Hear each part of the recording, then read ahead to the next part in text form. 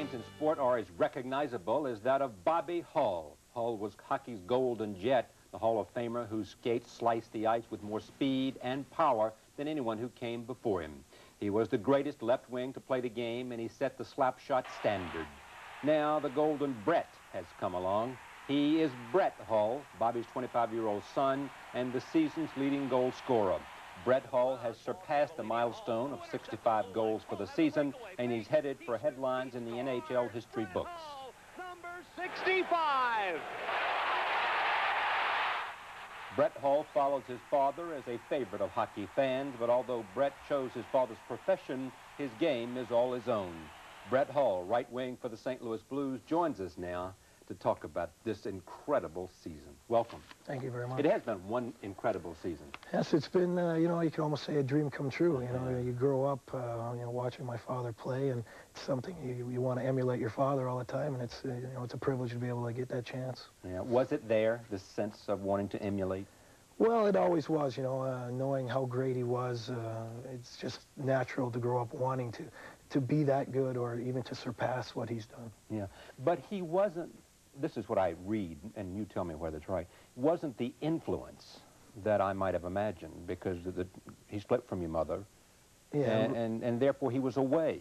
Yeah, it was, you know, during the divorce was, you know, I was 12, 13 years old, and that's kind of the peak times when you develop into your hockey playing days, and he just wasn't there as, you know, a hockey influence. You know, he was always there as a father and that, but just to be the influence you would think you have over the hockey, it wasn't there. Yeah, did you long for him? I mean, did you cry out you know, in a sense to of course, just like any child who, his parents go through a divorce, of course, you wish he was there and wish he could have helped with the game, but everything's worked out well. Yeah, boy, it sure has. But let me just stay with the subject for a second. Did you know then that hockey was what you wanted to do?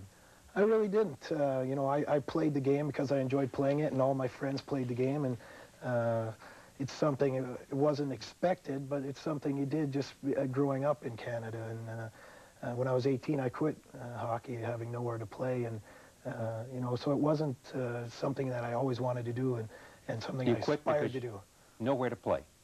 Well, yeah, after a certain age in Canada, when you're playing hockey, you either go and play junior hockey, either at a Tier 2 or a Tier 1 level, and none of the teams were interested in me. And you know, I was a late bloomer, and after I quit, a friend of mine talked me into going out and trying out at a junior team, and things worked out well. Yeah. Explain that to me, though. I mean, it's like reading about a tennis star, you know, who says, or a basketball star. I mean, I think Michael Jordan, for example, I know it was true of the late Lynn Bias, didn't make the team when he was a freshman in high school or sophomore.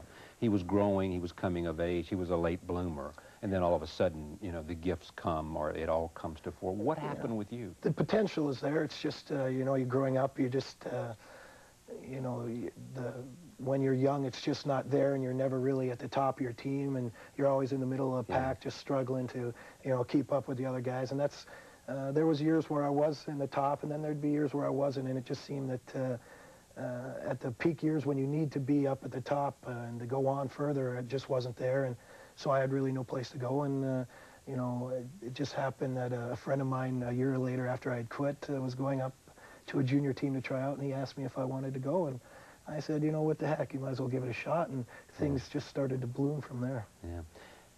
Characterize this season for us. Why this season? Well, I think it's got a lot to do with the guys on my team. You know, we're such a young and enthusiastic team, you know, right from our coach right down to our youngest guy. It's, you know, we're not the most talented team, but we're right up there with the top in the league because of our enthusiasm. And if you're going to beat us, you're going to have to outwork us. And I think that just, it makes the guy next to you and the guy next to that work that much harder. And when you're working hard, things happen for you. Yeah. You look around and you hear all these comparisons, and you're the first person to say, my dad and I play a different kind of game. Oh, it's true. He was so powerful and graceful, and he just made it look so easy, and I go out there and I just chug around like a train. I try to get there as fast as I can, and hopefully, you know, the only thing we really do the same is shoot the puck. And you know, I've gone from taking the big slap shot this year to maybe a little bit more of the wrist shot, and I think that's helped a lot. He's the first to say he thinks you're better than he is. Well, I think he's like any father. I think, you know, he says that in jest. He's got to. You know, he's a Hall of Famer, and in my mind, the greatest left winger to ever play the game. And until maybe I play quite a few more years and score a few more goals, I don't think I can be mentioned in the same breath as he is. Yeah. When you play, who has had other influences other than the fact that you were Bobby Hull's son? Who's made a difference for you? Well, I think my mother, after divorce, it was hard, and she helped me a lot. She never pushed me in any certain way. It was always, if you don't want to play, you don't want to play. There's no, you don't have to be pushed into it. And she just helped me throughout growing up, during you're 15 through 18, those are turbulent years, especially after a divorce like that, and she was a great help. Always believed in you. She sure did. Yeah. Size up the league for us this season. What do you see? Who? I see a great amount of parity this year. There's not so much a team like Calgary or Edmonton or Montreal Canadiens dominating throughout the league. And when you see a team like, our St. Louis Blues team with so much young kids on it, that it just, and to be in the top of the league, it just shows that the parity is coming around and it's turning into one heck of a league. Yeah. Do you learn from a Gretzky? Oh, there's no question about it. There's not too many people that'll ever be able to play the game like him, and you look at the way he plays, and if you want to emulate him, you have to emulate him in a certain way where it grooves with what your coach wants and what your team wants. I've had him on this broadcast before, and I've talked to people about him, and what they say is that what's extraordinary about him is almost he sees it is what he sees ahead more than anyone else. He sees the ice coming out of his own end, and then he takes the puck down to the end, and he pictures it in his mind where those people that he saw in his own end are going to be down there, and he makes a lot of passes you don't think should be made, but he knows that the people are going to be there. It's almost what Magic Johnson does on a basketball court. Certainly. It's the same kind of thing. One in a million. A sense of the court, a sense of the ice. Can you teach that?